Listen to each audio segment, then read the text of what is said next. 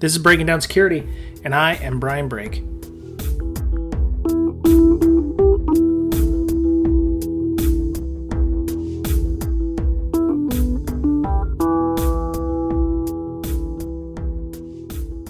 Welcome back, listener. This is Brian, Mr. Boettcher, and Ms. Berlin for Breaking Down Security. Hello. What? You sound like you're in your car, Mr. Boettcher. What's going on? How'd you know? Oh, you sound great. Is my little dot on the Zoom, is it moving? Yeah, you're coming through on Tascam. You look okay. So you're pulling like a Jay Gorlick this week with you're stuck in traffic with security. Yeah, I actually attended a security event. That's why I'm late. Oh. So, yeah, they had a panel of like-minded professionals down in Austin, so I attended that after work. And I'm headed home. What was this about? Well, the topic of conversation was what's the next big thing in security? What's the next attack vector or whatever that's going to come around the pipe? And what is that? Well, okay, let's get into it. So basically, there were a couple of different answers, but the next big thing that we all came to a consensus to was sort of yesterday's big thing, right? It's all cyclical. I mean, we still haven't learned to do the basics in information security. I mean, for example, take the Mirai botnet. What was the attack vector there? IoT devices. It was default passwords. Really? That's what it was in the IoT devices, right? Yeah. So it's like, hello, the year 2000 called. I remember when if you found an Oracle database, the first thing you would try would be the Scott Tiger, right? Because one of the big wigs in Oracle name was Scott, and his cat was named Tiger, so that was the password. Oh. And typically, when you installed an Oracle database, that was the default username and password to log into the database. And most of the people installing Oracle didn't change that, right? Because they had no clue about security, or why would anybody log into my database? I mean, it's mine. How could they get access? Blah, blah, blah. So default passwords, yeah. And even before that, you had default passwords in other applications. So here we come again. It's just round 6 or whatever. Mirai botnet comes out, nearly takes down 1/6 of the internet, and it's all because of that old exploit, right? Sure. Again and again, we're not doing the basics in security, and I think that a lot of companies that are putting out software just don't have that mindset of security, and I think part of this function was, well, I guess the group helps small businesses with security. I mean, it's sort of a volunteer organization, I believe. I have to look more into it, but it's the first time I attended. It was a free event. They gave out beer, networking opportunity, etc. Okay. So. Well, okay, so that's all well and good, and it sounds nice that, this is an organization that helps small businesses, with security. But what happens if the small business, one, doesn't want the help, or two, they don't even know that this exists as an opportunity? What are they doing for outreach? You'd have to ask the founders. I don't know enough about the organization. I haven't, asked them how are they actually, because obviously there's more work than everybody in security has. Mm-hmm. There's small businesses popping up everywhere, and most of them don't know the first thing about security. And when you talk to them and you say, hey, I'd like to do a code audit, they're like, here, let me send you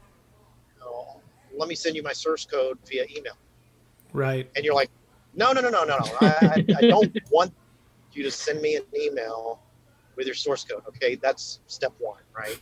And Yeah. so there's no shortage of work out there, and that's why I like who was one of our former guests. She was like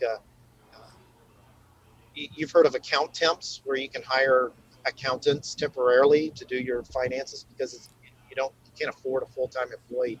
Mm-hmm. How about CISO temps, Yeah. right? So you can be hired temporarily. Something like that model, I think, is sorely needed.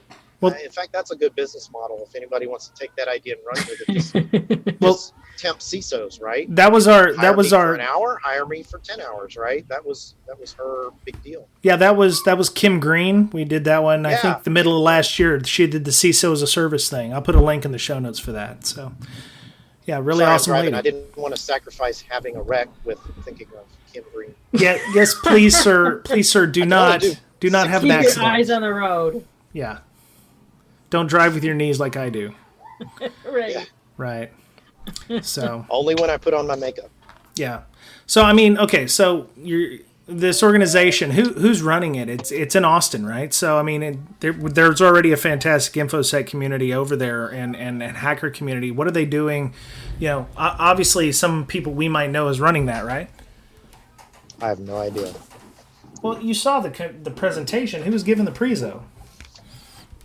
Well, they had a bunch of guys in the security community on a panel. Right? Okay. So it wasn't necessarily the guys running it. Yeah. Okay. Joel Scambry was one on the panel. Right. That I recognized, a former guest on the show. Mm-hmm. Maybe we can reach out to others. Yeah, let me find out from him and see if we can get somebody on to talk about it more in depth. So, I think you asked how they were reaching out, Brian, and I think that's like probably one of the biggest challenges for small businesses. Like there's no real good way to reach out to small businesses, right? There are, they aren't looking for that kind of stuff. So other than, what they get from the news or papers or whatever, there's not really much. I think it's really hard to get through to them. yeah. Well, There's knowledge there's no, that medium. there is a problem out there. They just don't know. Yeah. They think their IT department is actually their security department. And I think there was an interview, a Wall Street Journal reporter, and his conclusion was basically, the IT department has to do all the security things now. And I think that's dangerous. While it may be good to have a lot of people in IT knowledgeable in security, their main goal is uptime. Yeah. And if it's going to affect uptime, it's not going to get implemented. And that's why you need a security team, you need a CISO to say, now wait a minute, let's take a step back from uptime, and let me tell you, by not patching the system, right, how it's going to affect uptime long term, right, or how it's going to affect our bottom line at some point. You have to have conversations. You have to have somebody knowledgeable to have conversations about, how these security tools could help the business overall, and give them data to back it up.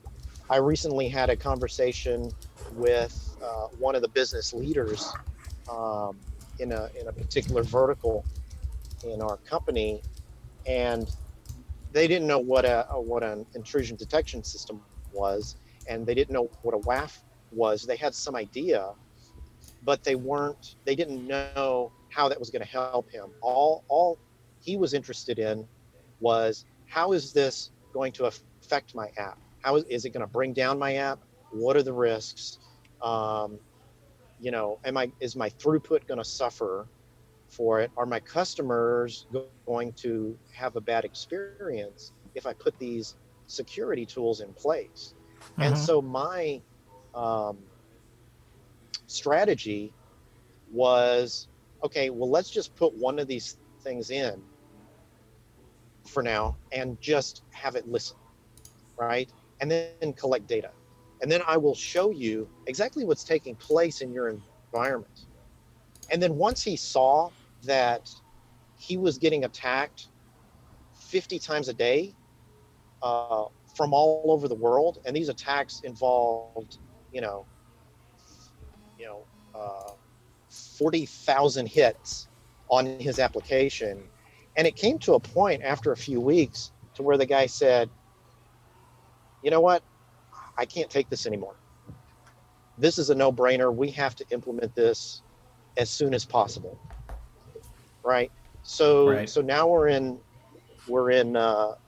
talks with the business to move from just purely detection to a active blocking mode, right? Oh. Because his business cannot afford SQL injection attempts from countries all over the world that his app just can't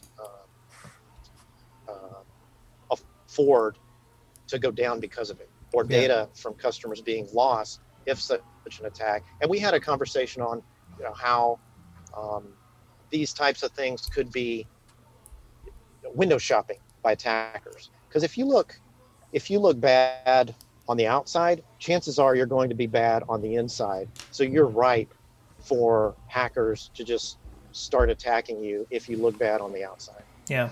Right. And so you have to have those conversations with people who may not realize how valuable security is for their business. All they're thinking about is downtime. So, Amanda, when people reach out to your organization, is it very similar that they didn't know they needed security, or did they? Are they required to have a third party monitor them for compliance reasons? I mean, because Mr. Boettcher there's mentioning that small businesses often need security, but I don't think they actually know, or they don't know how to get that, or like you mentioned, the IT departments that they outsource to, because I don't know how many small businesses actually have that. I mean, this also smacks of the cavalry. It's like when they first started the cavalry to do medical device security and car device security. They, not only did the cavalry not necessarily know who to reach out to, but the car companies didn't even know that they needed to reach out to anybody. The only reason they found out about a lot of this stuff was in the media. So, I mean, how are companies how and why are companies reaching out to your organization to do, security? If we're just talking about small businesses, they aren't. We don't have really any small businesses that we work with. It's all like medium to global, footprint. And I'm just worried more about, all the bigger players also have horrible security, but at least they're talking about it. Yeah. I think so an example I'm thinking of, so I write for a business journal, it's like 4 counties around me in Northern Ohio. Mm-hmm. And I was writing about security topics like we talk about every other month, and that's what they had asked for. And I then wrote kind of like a piece that was directed more towards that my mom had asked me to write. It was super easy things that you can do for your security. I talked about turning on 2-factor auth and selecting good passwords and patching Windows, just the plain stuff a normal user can do. Yeah. And then I got an email out of the blue from the editor saying, we want more pieces like that because it speaks to our audience more. Ah, okay. Well, but it's they're businesses that are supposed to be reading this material. Yeah. And they're not even to the point where they can even have read an article that's, and it wasn't I'm not super technical. It's normal, normal business related, technical articles on security, and it still wasn't even at that level. Yeah. So I'm thinking anywhere from 4 to 200 employees, that size of small business. I think they have absolutely no idea. So, when we say small business, we mean ones that aren't funded with Brazilian dollars from some VC company, right? We're talking mom and pop, I don't want to say middle America kind of stuff, but like, you put out a shingle and you've got, this widget, that you worked at a company for 20 years and now you want to go out on your own and, you don't have $1 million. So they have this widget and they put it out and they don't have $1 million and they're not thinking about security. And those are the people we need to cater to, not, the ones that are flush with money from some angel somewhere in the Silicon Valley that are, going for free beer Fridays and stuff like that. Right. But they also have security issues. It's just a different security issue. They don't care. Right. They're just trying to get to market. And then they worry about security after. Yeah, and a lot of times they don't have to worry about compliance either. Yeah. Yeah. Like for PCI, if you're under so many thousand credit card transactions per year or whatever, you don't have to worry about being PCI compliant. Yeah. So yeah, they don't even have anybody to answer to at that point. See that bothers me because it seems to me that if you're wanting to get to those small businesses, the ones that aren't funded by VC, you'd have to go to things like, I don't know, Kiwanis clubs or local business type organizations that meet every month or every other week for the luncheon buffet or whatever that they have at the local place, where it's local businesses, local owners who, they may run credit cards at a bigger rate during the tourist season, but they don't think about that. That securing the credit card terminals may be a thing. And they don't want to secure the terminals necessarily because that's an additional expense that they'd have to find from somewhere else. But that's the paradox, right? That's the paradox. You have to know about security to go looking for somebody to help you with security. Mm-hmm. If those two things don't come into play, I mean, it's game over. And there's so many of them and so few of us. Yeah. And really, I think, the small business owners are probably outnumber the big companies, but the big companies, of course, make millions of dollars so they can afford to, involve themselves in that. So, I would suggest if you live in a smaller city that you maybe try to find the local business organizations or the local chamber of commerce even at your company and or in your town, and maybe reach out to them and say, do you have contacts for people that are looking to need security or or processing credit cards. Ransomware is becoming a big thing, and if a small business gets hit with ransomware, it could shutter the business. So, I mean, you don't want to use fear, uncertainty, and doubt like that. But I mean, there's always ways that you can help locally when you're to help out local businesses, and it could come back and help you in the end.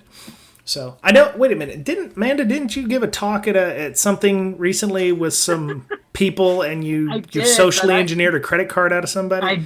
I didn't do that. Oh. I was afraid. I already scared the shit out of those poor guys. It was a senior center. Okay. And it was like their men's group. Right. And I went and I talked to them about credit card fraud. Okay. And they said thank you for scaring the shit out of us when I left. Well, see, that's the kind of outreach we need, though. Because those people and scare them. I was, teaching them what not to do and what to do. That's right, scared straight. That's right. Yeah, steps they could take, and they were still extremely terrified. But no, I mean that's for example, that's what we're looking for. We're looking for small local businesses. The bigger companies, they can throw money around, they can take care of themselves. But if you're a local city, like I live in a town of 4,000 or 5,000 people, tons of businesses in the downtown area, big touristy joint. They're ripe for the picking for fraud or for the little credit card skimmers on top of those things, and that stuff will never make the news. I mean, and if companies ransomwared, oh, great, okay, well, that's all right. Do you want to stop now and Okay. So we took a short break there. Apparently, Zoom on the free or basic accounts, which we were running on Miss Berlin, only goes for 40 minutes, and we had 10 minutes Yay. left. So she was furiously typing, "Oh my God, we only have 10 minutes left!" I don't know if I should interrupt. No, of course you should have interrupted, because that would have sucked if we'd all been killed. So, Right. All right. So Miss I lost Amanda. my thought pattern. It went over a cliff. That's okay. Sorry. We'll Now try to you're get. not driving, so I'm not driving. Sweet. right. Yeah, Mr. Boettcher's safely at home now, so it's better. So we'll reach out to Joel Scambry and see if we can't get any more information about the panel that Mr. Boettcher was on. So Amanda went to a couple cons recently. She went to CircleCityCon and she went to 614Con. And People knew me there from the podcast. now that's a dirty lie. People don't listen to this thing. No, at 614Con, That is I had a guy come up to me. He was one of the other speakers, and he Really? says, "Amanda Berlin, like from the podcast." I'm like, "Oh, yes." Now So, you had that pretty on your sure it was intro, Jane. right? I kind of made my slides at the last minute, and I forgot to put that on there. Look, you're our marketing arm. Sorry, So I know you have one I job, know. and I know. I make coffee. You're the mentioned marketing it. person, and Boettcher's the brains of the group. We already talked know. about this. I know. I mentioned it on the O'Reilly podcast, though. If Okay, that helps. that's cool. Like cross promoting there. No. Yeah. No, it's good. It's good. So There's way more people that listen to that than actually went to 614Con. that's cool. So Circle CityCon, you said you saw a fantastic talk from somebody from Duo.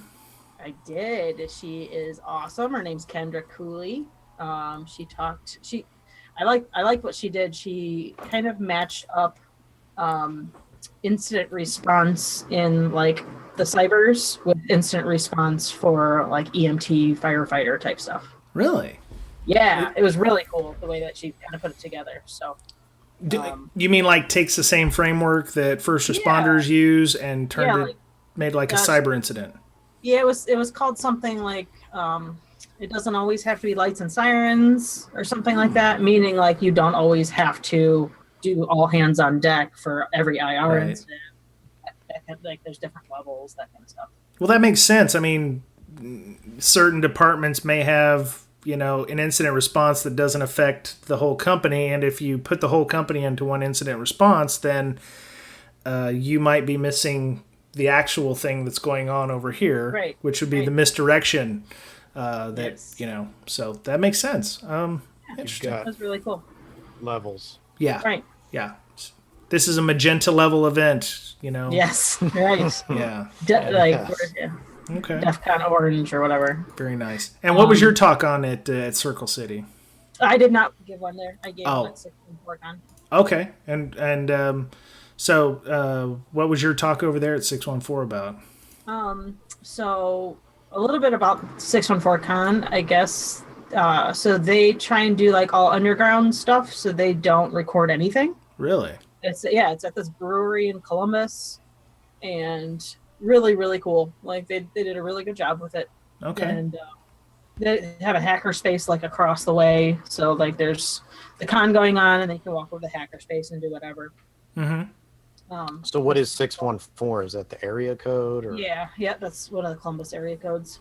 Right. Okay. And I talked about some research I had done and my first major Python project that scraped a website. Oh, very nice. So Yeah. did you learn that from the class we did here, or did you? I didn't. No, I learned it Oh.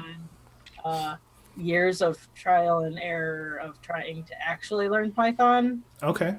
And I have been trying to learn Python for like 2 full years, Me and too. it just never sticks. Yeah. And Lee actually helped me write a little tiny thing when I was doing my taxes for something. And I've had this idea of this talk or research that I wanted to do that would log into a site and scrape usernames and IDs. And I could correlate those with database dump information that I have access to as well. Oh, okay. So, Very nice. yeah. Very nice. Oh, is that what you were talking about with the Selenium scripts and stuff in chat the other day? Yes. Okay. All right. Yeah. Selenium's good stuff too, but you did it with Python. You didn't use Selenium. Right. Right. Okay. Yeah. Okay. URL lib and find and a bunch of other stuff. Yeah. Right on. So, all right. So we're actually going to get now to the topic that we were going to discuss tonight, which I was poking around in my 504 index because I'm having to make the index for my Sec 504 class, which I scheduled for July the 11th. Yeah. God, now I've got my feet in the fire. I got to study now, not suck, and take my practice exams. So, some of the stuff that I was going through, it was the last part in book 5 where they were talking about, keeping access and, steganography and some of the other stuff that they had to jumble in at the last minute. So it was like tunneling connections and all this stuff. And I was thinking about the movie Selena and the scene where Edward James Olmos is driving down the road and all the kids are in the car and Selena's in the back and he's like, we got to be more Mexican than the Mexicans and we've got to be more American than the Americans and we have to be both of them at the same time and it's exhausting. And the thing I was thinking about with InfoSec was I was like, we've got to be the best dev out there. We have to be the best hacker out there. We have to be the best, sales and marketing person out there all at the same time. And it's, for blue teamer people, it's exhausting to try to be all of those things at once.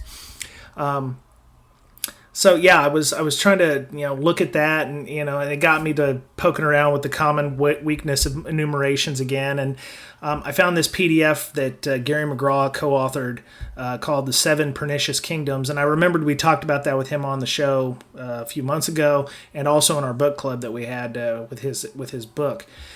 And, it's quite an interesting document. It talks about how they took the classification of all of the vulnerabilities of the weaknesses and enumerations and broke them down into basically 7 kingdoms.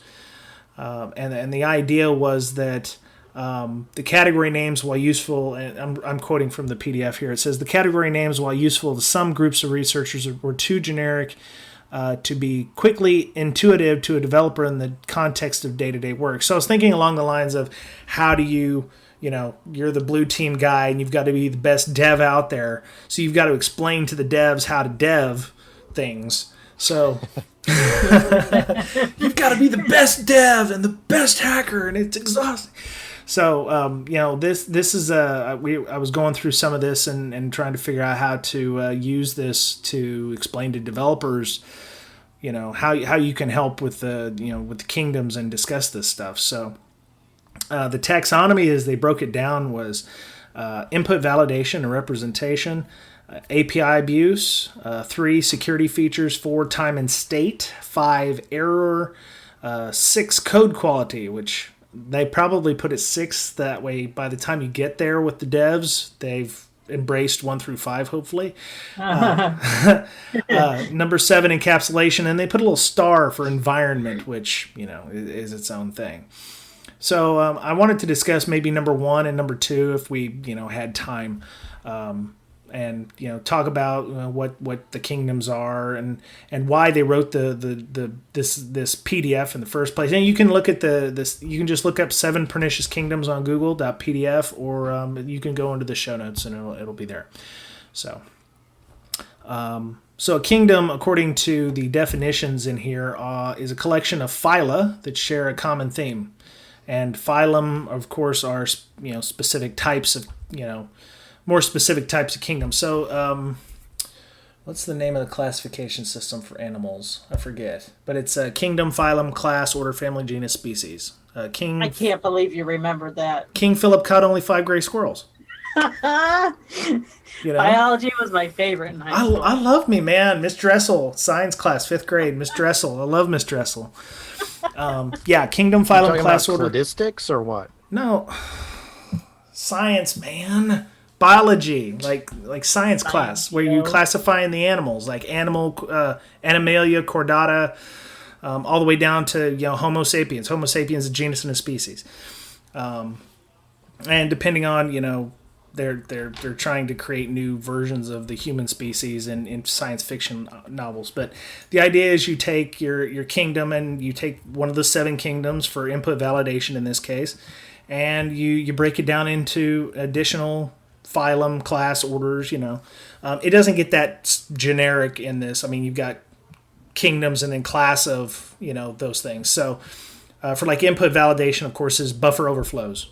Writing outside of bounds, allocating memory allocated memory that can corrupt data, crash programs, command injection. All the OWASP stuff appears to be in here. Cross-site scriptings, your integer overflows, so SQL injections. So they get fairly specific too. I like how they modeled it around the whole science thing. Yeah. Well, I mean, it makes sense because it makes more sense. Yeah. Well, you grew up with that, and I hate to say that everything can be classified, and they do a fairly decent job. I mean, they do have escape, like a leftover category for the the stars for the environment, which not everything is going to fit properly. What is this? Cladistics. What is a cladistic? Method of classification of animals. No. It was some other kind of.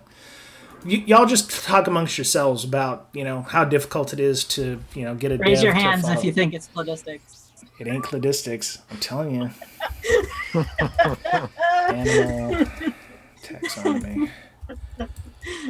Anyway, cladistics is the new thing, which is pretty damn old, to tell you the truth. It's like from the 80s. I'm gonna get you all. You know what I'm saying? I'll get you all. So you were still in school in the 80s, right, Brian? Yes. How old do you think I am? Man. I wasn't in school yet. You weren't in school in the 80s? That's a dirty lie. I was in kindergarten in 89. Wow. Wait, and you have kids already? Damn. Wow. I'll be 33 in 2 weeks. I'm freaking old, man. God, this kills me. Anyway, all right. So, they did break this down by the OWASP top 10. So SQL injection is fairly generic. I would argue that they go down to things like struts. So if you do Apache struts or anything like that, they talk about validators without form fields and validators turned off. And I think I have no idea what any of that is. I don't either, because I don't do struts. I'm sorry. Right. That would be why it'd be like you have to be the best dev. So if you're in a struts environment, you need to at least speak the language so that you can explain this stuff to people. So yeah, I mean they break it down. Let me see. He says to better understand the relationship between the file our taxonomy offers, the vulnerability is present in a function. So yeah, he's talking about how they're talking about they have code in here as well from what I saw. I like how they have password management, empty password, and config file happens all the time, or hard coded password all the time. Well, okay, so why do devs put in hard coded passwords? Because it's easier. Nah, is it faster? Is it easier, or is it they just forgot to take out some testing material before they Could be that too. flagged it?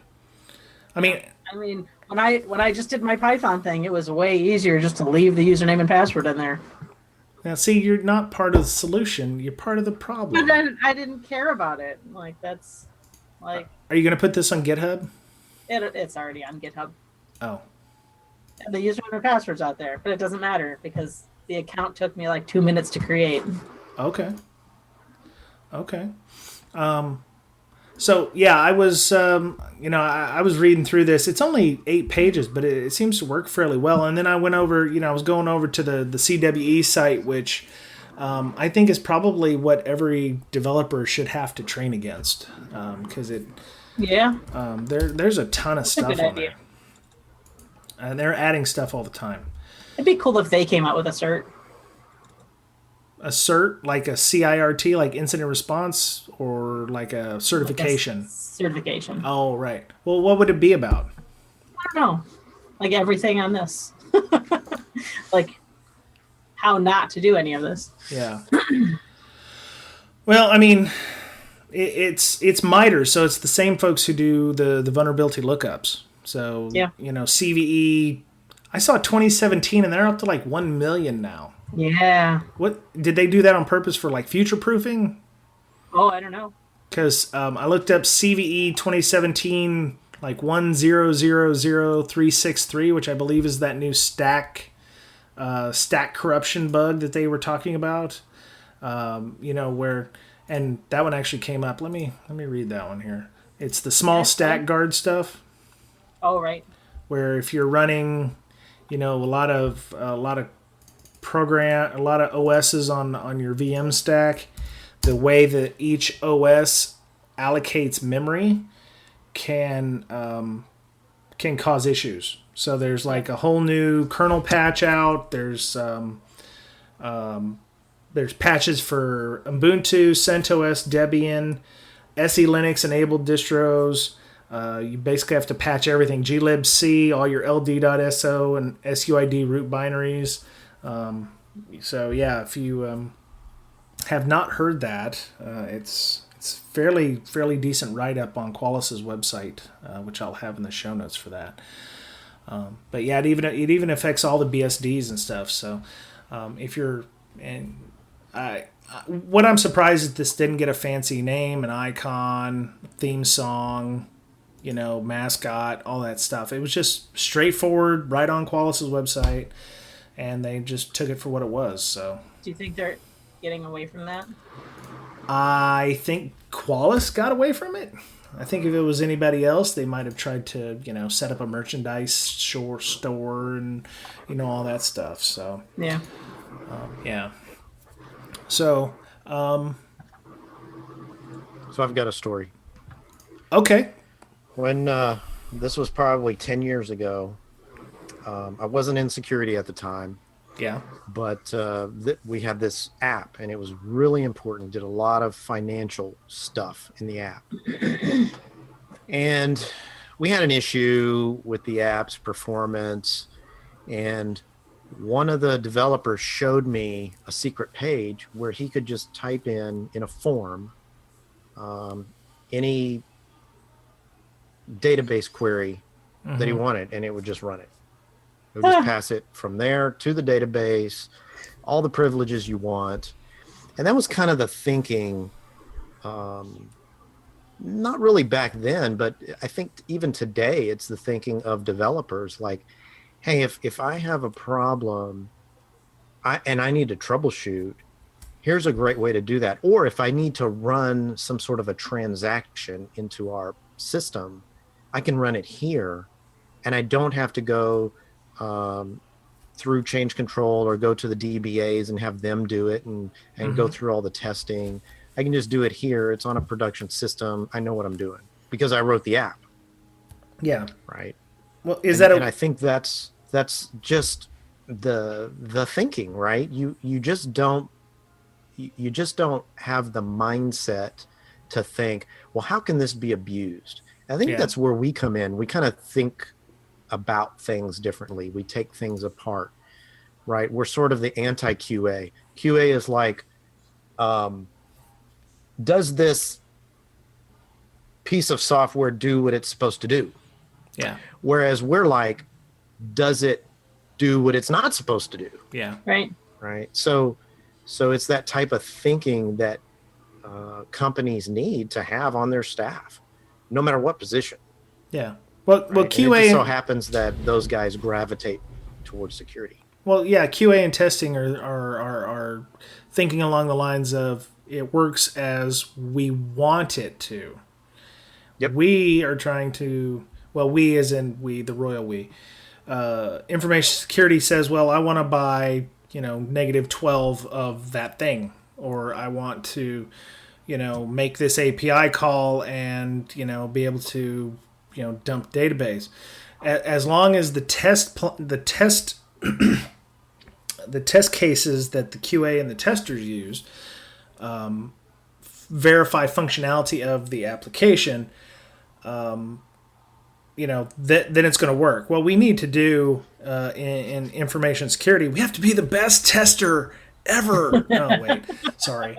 I got into my mode again.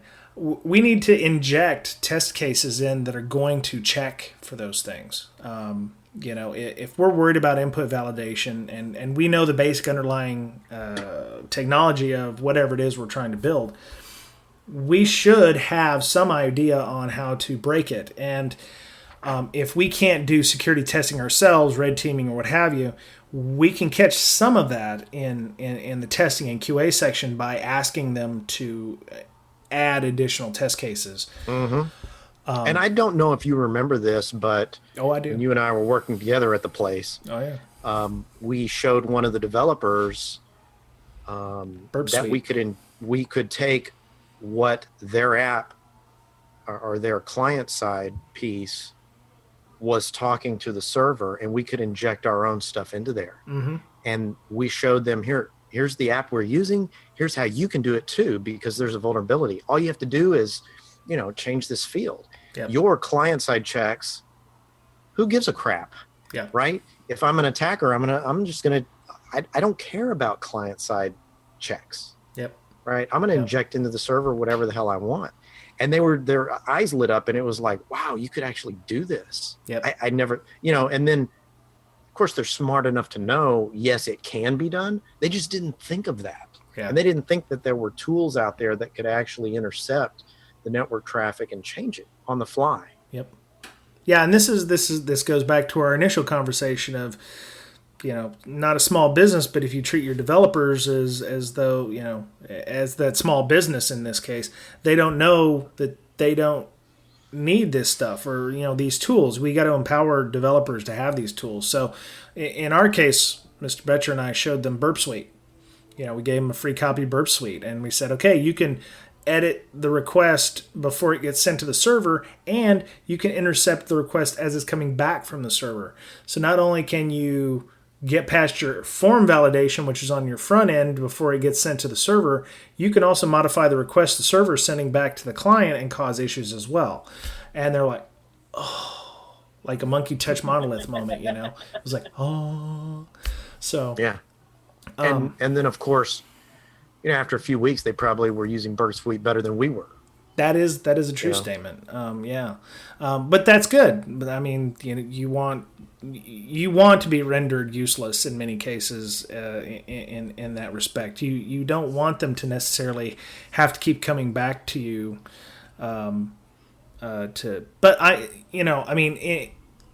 You don't want them. You want them to continue using the product. I mean, and that gives them more ideas to want to come back to you for additional information. Yeah. And I think knowledge is power. Now at that point, they knew that this sort of thing could be done. Yeah. And they probably changed the way they thought about input validation. Right? Mm-hmm. At least you hope they did. Yeah. So, Amanda, how do you when you are you on client engagements at all anymore? I don't travel a whole lot. I have my own clients, but it's always, for the most part, it's always over the phone or through tickets or whatever. Yeah. I'm going out on site next week, but that's been the first time in a while. Do you guys ever pimp out other products like Burp or Zap or, free tools, or do you guys have your own specific in-house tools? No. So that's our level of what my position, that's like my job. So not only do I tell them what they should be doing in Splunk and what they could be doing better by sending whatever logs, I get to tell them, hey, you shouldn't be doing this, or you could be doing this better by using this tool. I can really recommend anything. Probably not another SIM, but yeah, you should probably be using an elk stack here. Yeah, that Splunk thing, it's okay, but elk, you want to use that. It's a passing fad. It's about $500,000 cheaper for you, so yeah. Yeah. I like being able to say I don't know how much Splunk costs because I never deal with any of the money side of it, which I never want to. Because, it's just rumors. Yeah. I mean, how much could it really cost? You know what? That's an interesting thing. We were talking about that in my office. So I'm going to tell a little story. So we're buying some new software, and we've had this software in the past, but we're upgrading it. We're making it larger. In this case, it's a vulnerability scanner. So we use one that is made by a company called Tenable. And, we're upgrading our network. We're getting a larger IP band. And, I come back and I go, okay, yeah, we're going to get this one, but it costs this much more. And my colleague who I work with, who's far smarter than me, because I hired him because he's far smarter than me, on purpose. Trust me. He's a smart dude. He's like, you probably shouldn't bring up the cost every time you talk about the product. And I'm like, well, why not? Because, they're going to care about the cost. And he's like, yeah, but it's the cost of doing business. You don't have to say it costs X amount of dollars. It's the cost of doing business. So this is a product you need. This is a product you need for compliance. This is a product you need to secure your environment, to be more secure. And to do it well. Of course, there's free stuff that you could get other than the one that you're going to end up using. Yeah. You get what you pay for. Yeah, the podcast isn't sponsored by Tenable or anything like that, and it never will be. Or Splunk. Or Elk, or, whatever. Burp, yeah. So, yeah, so, I mean, when you're going to your boss and you say, hey, we need this, the first thing you should never say is, this is how much it costs. You should just say, this is the cost of doing business. We need this. Don't use that. I don't think you should use that phrase when you go to your boss. No. Well, okay. So let me ask you something. I think it's just assumed that it's the cost of doing business. Yeah, I agree. That's kind of like my way or the highway type thinking. Yeah, that's true. Yeah, and so depends on the relationship, I guess. But yeah, and it really depends on how many options you have. If there's only a handful of options that do exactly what you need to do, one, you need to come with why you're choosing this one, what's the uptake on, how much is it going to take to set all this up? Not how much, but I mean how much time it will take to set it up and get it running and everything. Cost should be not the first thing they look at, because if you're looking at the price, I've done those cost benefit analysis stuff for different software, different hardware platforms or whatever, and boy, are those just a gigantic pain. Yeah, I mean, it's nice to prove that whatever you're using is either beneficial, depending on how much it costs or whatever. But yeah, I think a lot of the time it's just assumed that that's the cost of doing business. Right. I just assume if people are talking to me and they're already customers, that they already have had that conversation elsewhere of how much it costs, because otherwise I wouldn't be talking to them. True.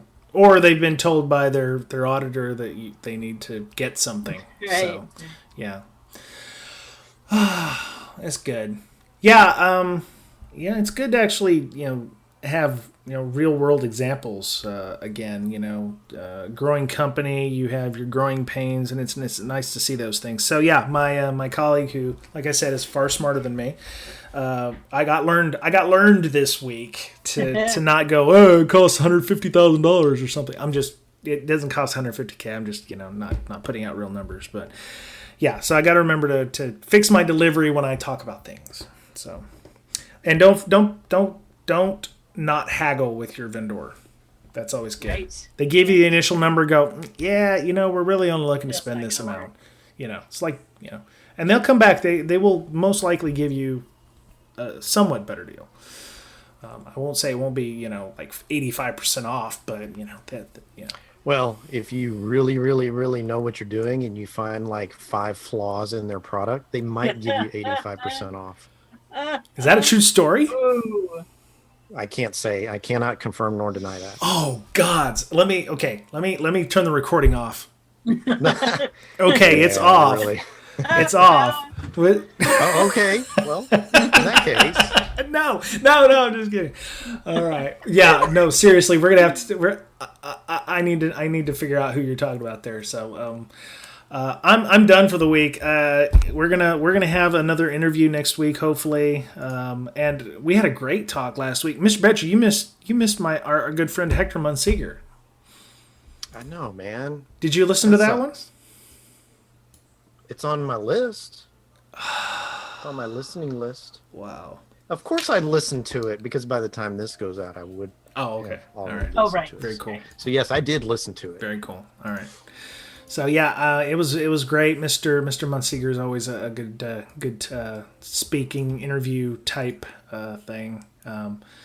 he's led a very interesting life. I have Outlawed Tech on my DVR, and I've got to watch it. But yeah, so if you get a chance to see him, he's going to be hopefully B-sides West Virginia. He said, so that'll be nice if he can make it to those. So. All right, so I recorded a ransomware, right, sort of a bonus podcast, if you will. Yep. Right, so that'll be coming out either in 5 minutes or maybe in 3 days. It'll probably be 5 minutes. I think I'm going to add it on to the end of this one. So this is going to be a long one. Kind of. So, well, okay, let's get it over with then. Let's get on to that so we can do the ransomware thing. It's a little bit about fileless malware, right? We did a show about this about 8 or 9 weeks ago with Mr. Goff, but this is like fileless. An update, right? No, not fileless. It's ransomware. It's just ransomware. So what you can do in your environment to help mitigate this ransomware threat, because we went through iterations. This was about a year and a half ago, 2 years ago. And we were like, okay, here's the tactics we see now. Here's the tactics that we think are going to happen. So we sort of got prepared. Mm-hmm. And we hadn't had a ransomware attack in quite some time. Nice. So we didn't think it was a big deal. So he goes to B-Sides Austin and he has 2 talks. And he says, well, I'll let the audience decide which talk. Do you want to hear the IR talk? Or do you want to hear the ransomware talk? And like 95% of the people there raised their hand for the ransomware. Sure. And we were shocked. We were going, really? Is this that big a deal right now? So what he did was, talk about what we did to mitigate the threat and, sort of put the kibosh on ransomware in our environment and just some simple blocking and tackling you can do in your environment to that is great. To help with ransomware, but malware in general too. Okay. Yeah, so that I'm gonna have to definitely listen to like tomorrow, because a large portion of my talk this weekend, and then also the training I'm giving is around tying different common threats to kill chain steps and mitigation and monitoring and stuff. So okay. I'm sure, like I've read a whole bunch and researched as much as I possibly could. Yeah. Short amount of time I've had, but yeah, I hope I got everything. All right. Yeah, it's only 20 minutes, so check it out. Yeah. Everybody check it out. It's probably worth it just to get some techniques and basically what we did was take away the double click. You cannot double click and get infected, right, with these ransomware. Right? Okay. It basically takes power out of the user's hand. They just can't double click and execute. So you just something gave that's them all going to Mac. infect them. You can double click on it. There's Mac ransomware now. There's Mac ransomware. Yeah, don't get all complacent and stuff. So, all right. So let's get on now. Amanda, this will post next week's, or actually in a couple days, but the audio's on our Google Drive. So just a little behind the scenes there. So, all right. So you said you're going to give some training this weekend. Where are you going to be at, Amanda? No, I'm giving a talk this weekend. Talk. Okay. Yes. I have 2 more training engagements online with Lee.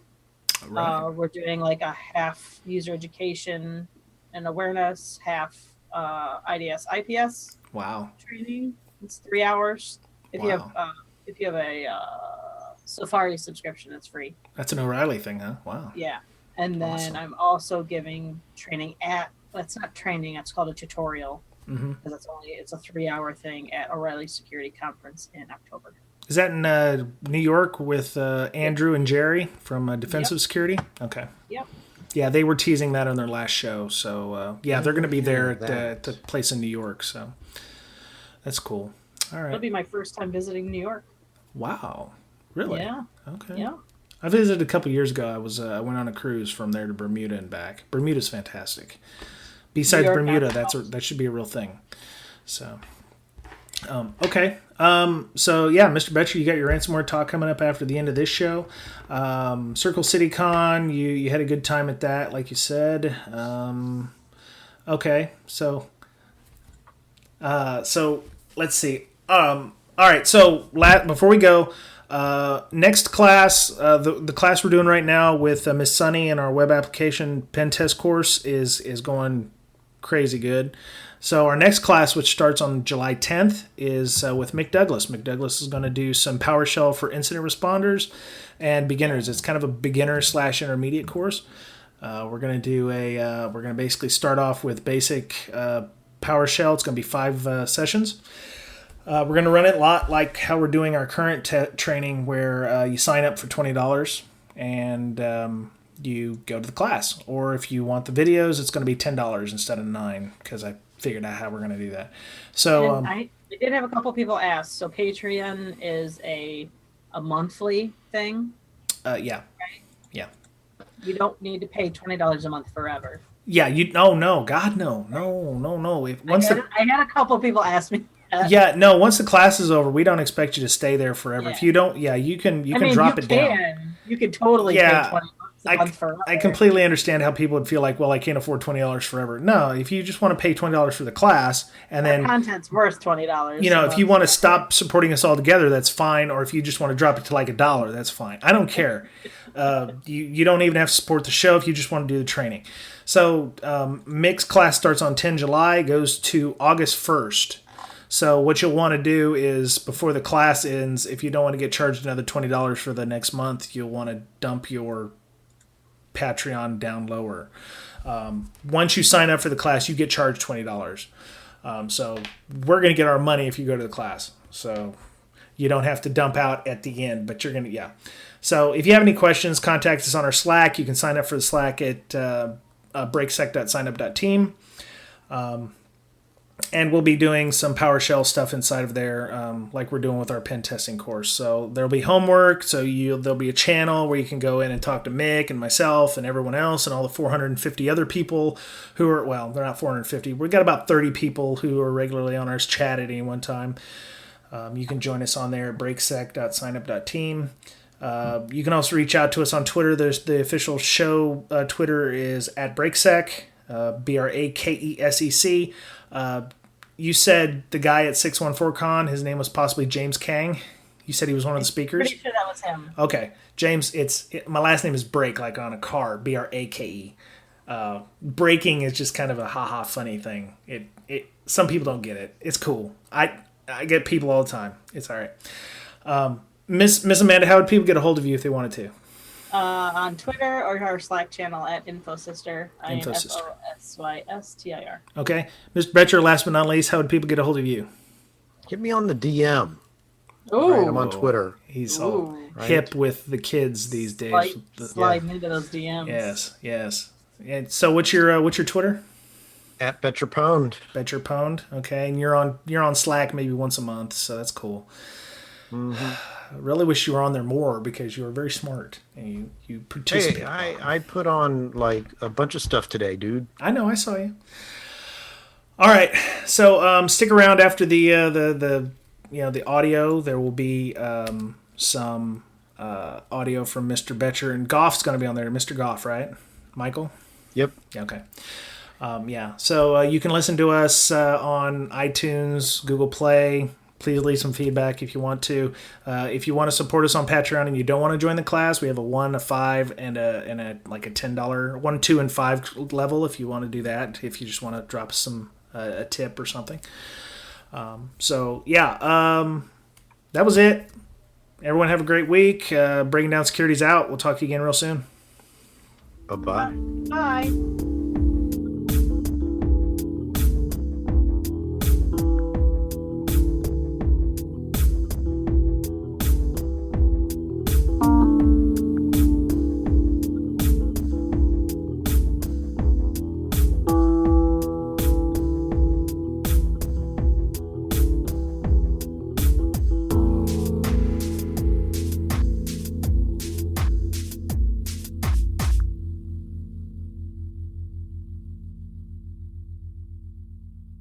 Okay, I'm here with Michael Goff, and he has done a couple of talks on ransomware. He went to B-Sides Austin, and I was there, and he said, okay, how many of you want me to do my incident response talk? versus how many people want to do my ransomware talk, and like 90% of the people in the audience wanted to hear about ransomware, which was surprising to you. Why? Well, because we don't have a lot of problems with ransomware, and I think by now there's been enough talk about certain things you can do, and maybe you've gone out and drank the EDR Next Gen AV Kool-Aid and bought something to improve it. There's been enough cases where I think people have taken some action. I know we have, and it turns out the reality that's not the case. People still obviously are having a problem with ransomware, which we'll talk about what happened when I gave the next ransomware talk, which was interesting. At Rocky Mountain InfoSecCon. Yep. Right. So you did those two talks, and like the day you did the Rocky Mountain Con, that's when this big WannaCry came out, right? That day. And you just happened to be doing a ransomware talk at the con. Yeah, the timing of that is pretty interesting. So I'm at B-Sides, Denver the next day, and everybody's talking about the impact of that, and people are scrambling a lot of cases, checking in, watching their emails, and I'm like, yeah, I got nothing. And everybody started asking me, how do you have nothing? Well, you should have gone to my talks. So from my perspective, it surprises me that people haven't done some of these very basic things still, because they're free. You don't have to buy anything. So very basic things. Let's talk about, where do we start? The infection vector itself. How do you get or how do most people get ransomware to begin with? Well, like in my talk, I talk about I discuss where the vectors coming in of ransomware. Most ransomware that people see is via email. Right? Most malware people see is coming in via email. Right? Most even targeted attacks, APT, they're targeting phishing, spear phishing, water coolering your company. And so email attachments are the way that the majority of ransomware comes into a company. And the user is your infector. They double click the attachment in the email. All right. So let's talk about the progression that you did at your company when ransomware started to become a problem, which was a couple years ago. You started seeing this become a new thing. And then, so what'd you do at first? Well, obviously, several years ago, like more than several, probably 3-4 years ago, ransomware started hitting the radar, and occasional here, occasional there.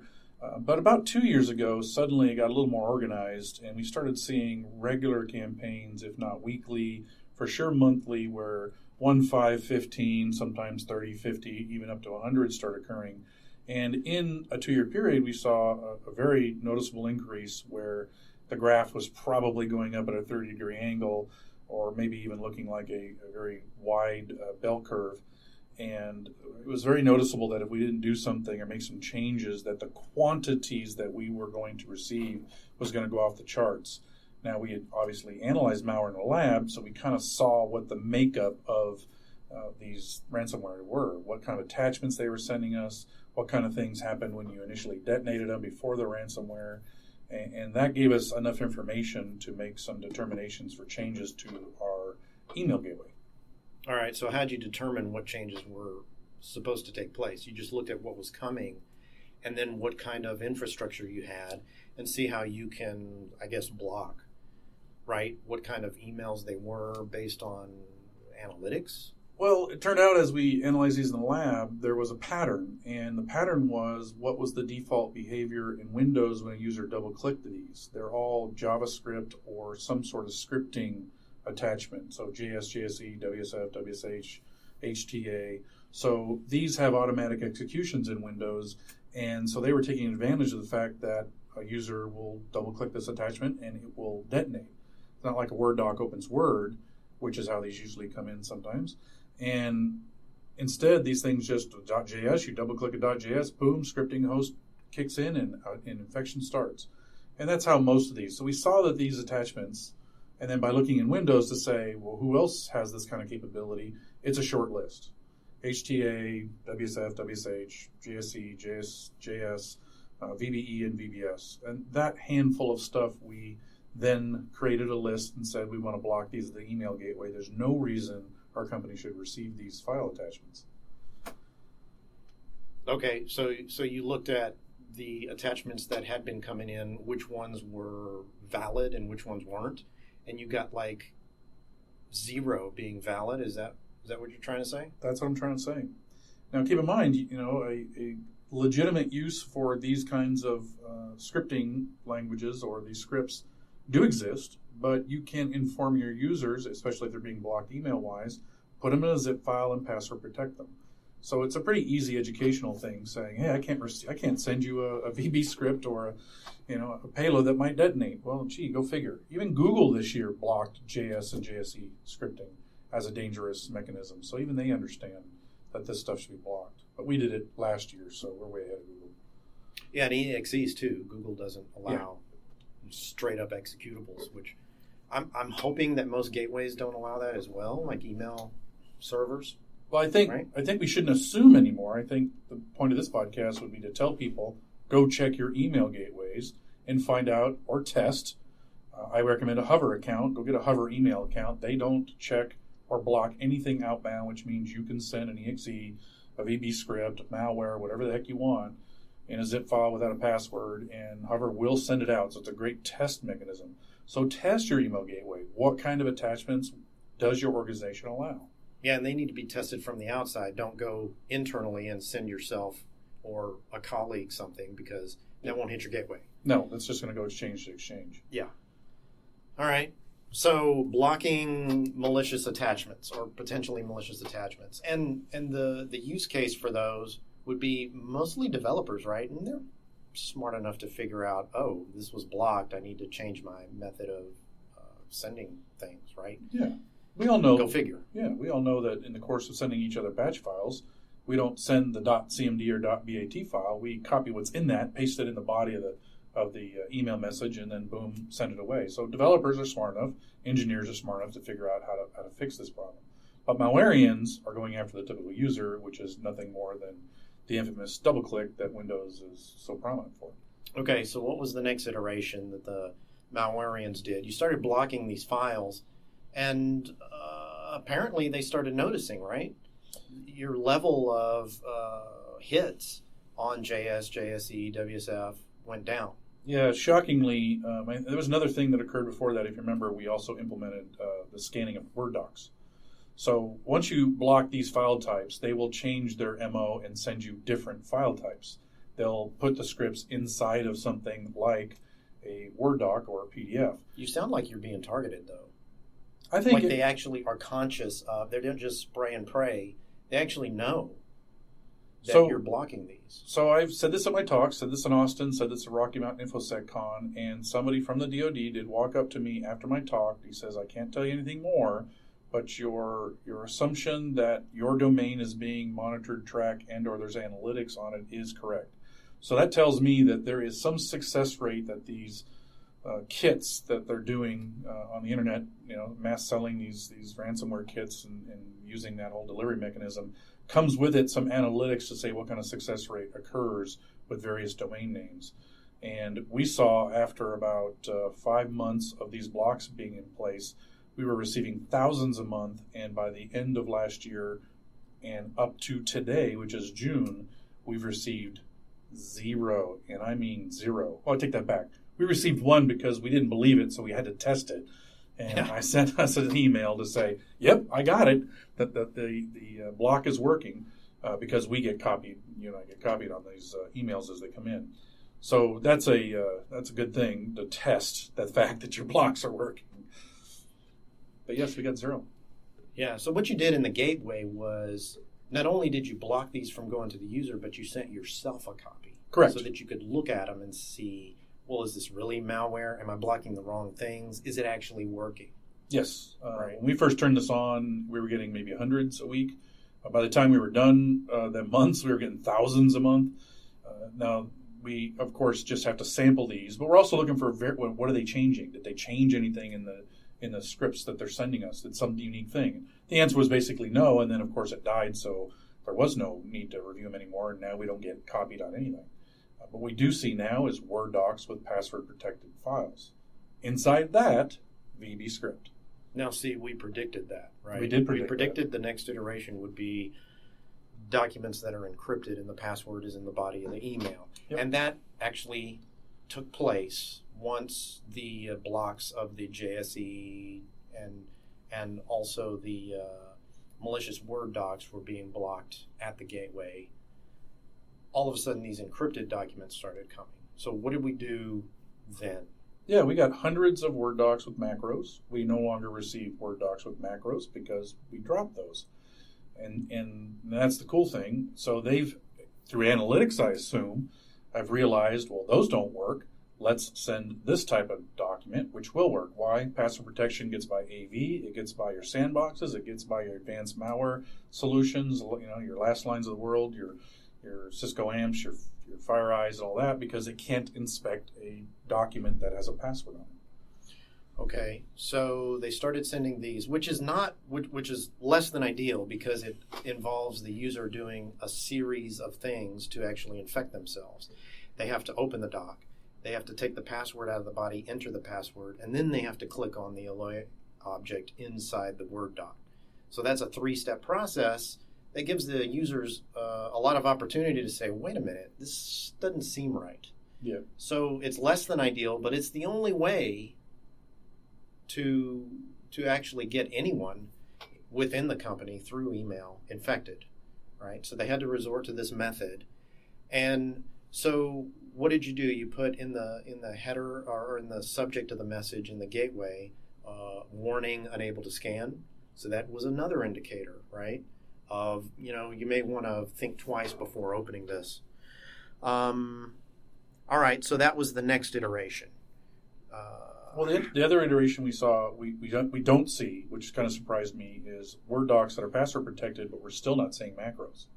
So I think somewhere along the line between them switching from macro files to OLE objects, they basically, I think, assumed or concluded that we are blocking with the new Office 2016 and then downward ported macro disabling in Office 2013, that we had enabled that because we just don't see that anymore, where we used to get 10, 20, 100 docs a month.